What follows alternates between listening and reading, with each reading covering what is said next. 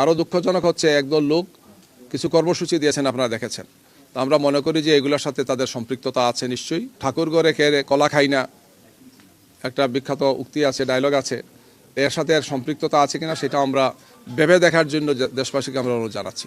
আপনারা দেখেছেন সাম্প্রতিক সময়ে নারী কর্মীরা যখন ভোটের জন্য বিভিন্ন পাড়ায় মহল্লা যাচ্ছেন, মানুষের বাড়িতে যাচ্ছেন, ঘরে যাচ্ছেন, বাসায় যাচ্ছেন বা নির্বাচনের কাজ করছেন, তখন একদল লোক তাদের উপর বিভিন্ন ধরনের অত্যাচার নির্যাতন করছে, সাইবার বুলিং হচ্ছে, শারীরিক নির্যাতন করছে, তাদের হিজাম এবং নেকাব খুলে ফেলছে, বিভিন্ন ধরনের হুমকি দুমকি দিচ্ছে। এই বিষয়গুলো আমরা স্থানীয়ভাবেও জানিয়েছি আইন শৃঙ্খলা বাহিনীর সাথে যারা আছেন, ইলেকটোরাল কমিটিতে যারা আছেন। এর সাথে সাথে আমরা যেহেতু রিপিটেডলি ঘটনাগুলো ঘটছে এবং এর কারণে বাংলাদেশের নারী সমাজ খুব উদ্বিগ্ন, উৎকণ্ঠিত। একটি সুন্দর, সুষ্ঠু, গ্রহণযোগ্য, শান্তিপূর্ণ নির্বাচনের জন্যে একটি সুন্দর পরিবেশ দরকার, যেখানে আমাদের ভোটারদের মধ্যে নারীরা হচ্ছেন অর্ধেক নারীরা। সুতরাং তাদের জন্য একটি সুন্দর পরিবেশ নিশ্চিত করা হচ্ছে সরকারের এবং নির্বাচন কমিশনের দায়িত্ব। এবং একই সাথে আপনারা জানেন যে গতকালকে আমাদের সম্মানিত আমিরে জামাতের টুইটার অ্যাকাউন্ট এক্স সেটা হ্যাক করেছে একদল দুষ্কৃতিকারী। আমরা তাৎক্ষণিকভাবে এটা যখন বুঝতে পেরেছি তখন প্রয়োজনীয় পদক্ষেপগুলো আমরা গ্রহণ করেছি এবং এই বিষয়ে আমাদের বক্তব্য আজকে আমরা সকালবেলা আমাদের অফিসে তাৎক্ষণিকভাবে সাংবাদিকদের সামনে সেটা বলেছি। রাত্রি আমরা জিডি করেছি থানায় এবং এখন আমাদের পক্ষ থেকে, আমাদের সাইবার টিমের পক্ষ থেকে আমরা সাইবার সিকিউরিটি আইনে মামলা করার জন্য আমরা প্রস্তুতি নিয়ে অলরেডি সে সমস্ত কাগজপত্র আমরা অনলাইনে জমা দিয়েছি, ফিজিক্যালি আমরা গিয়ে সেখানে জমা দেব।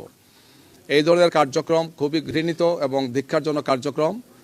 রাজনৈতিকভাবে দলের শীর্ষ নেতা এবং অন্যান্য কেন্দ্রীয় নেতৃবৃন্দের অ্যাকাউন্ট হ্যাক করে খুবই আপত্তিকর কিছু কথা সেখানে দেওয়া হয়েছে। অথচ যখন এই কথাগুলো তারা আমাদের অ্যাকাউন্টে হ্যাক করে দিয়েছেন, এর মাত্র 20 মিনিট আগেই বাংলাদেশ জামাত ইসলামীর আমির ডাক্তার শফিকুর রহমান ঢাকার একটি জনসভায় কেরানীগঞ্জের, তখন তিনি নারীদের শিক্ষা নিয়ে আলোচনা করেছেন যে আমরা যদি জনগণের ভোটে নির্বাচিত হই তাই নারীদের জন্য আমরা কি করব, উচ্চশিক্ষার ক্ষেত্রে নারীদের জন্য কি সুযোগ সুবিধাগুলো আমরা নিশ্চিত করব, এই কথাগুলো বলেছেন। এবং তখন তার ফেসবুকে সেই সমস্ত বিষয়গুলো আমরা দিয়েছি।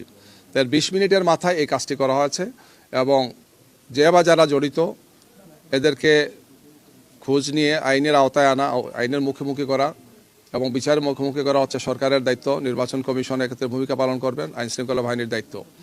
আরও দুঃখজনক হচ্ছে একদল লোক কিছু কর্মসূচি দিয়েছেন, আপনারা দেখেছেন। তো আমরা মনে করি যে এগুলোর সাথে তাদের সম্পৃক্ততা আছে নিশ্চয়ই।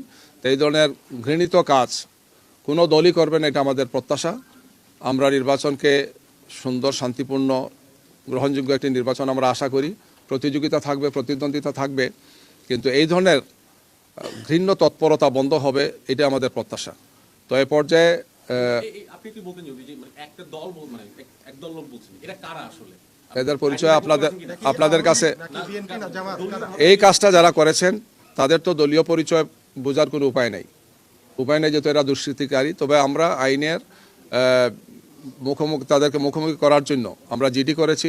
থানা সেখানে তদন্ত করে বের করবেন যে তাদের দলীয় পরিচয় আছে কিনা বা তাদের অন্য কোনো পরিচয় কি। আর এর সাথে সাথে সাইবার সিকিউরিটি আইনেও আমরা বিষয়টাকে দেখছি, এটা আরও উচ্চ পর্যায়ের। আশা করি তদন্ত করে সেই সমস্ত বিষয়গুলো তারা নিশ্চিত হবেন, কোনো রাজনৈতিক সম্পৃক্ততা তাদের আছে কিনা বাকি। কিন্তু আমি যেটা বলতে চাচ্ছি যে একদল লোক তাৎক্ষণিকভাবে রাজু ভাস্কর্যে কিছু কর্মসূচি দিয়েছেন, আপনারা দেখেছেন। তো এই জন্য মনে হচ্ছে যে ঠাকুর ঘরে খেয়ে কলা খাই না একটা বিখ্যাত উক্তি আছে, ডায়লগ আছে। এর সাথে এর সম্পৃক্ততা আছে কিনা সেটা আমরা ভেবে দেখার জন্য দেশবাসীকে আমরা অনুরোধ জানাচ্ছি।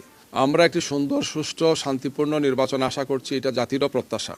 যেহেতু এটি কোনো সাধারণ নির্বাচন নয়, অর্থাৎ অন্যান্য সময়ের মতো শুধু একটি জাতীয় সংসদ নির্বাচন নয়, এই নির্বাচনের সাথে আমাদের দীর্ঘদিনের সংস্কার কার্যক্রম যেটি আইনি ভিত্তি পাবে, এটি গণভোট আছে, যে গণভোটে আমরা আশা করছি দেশবাসী গণভোটকে হায়ের মাধ্যমে তারা জয়যুক্ত করবেন।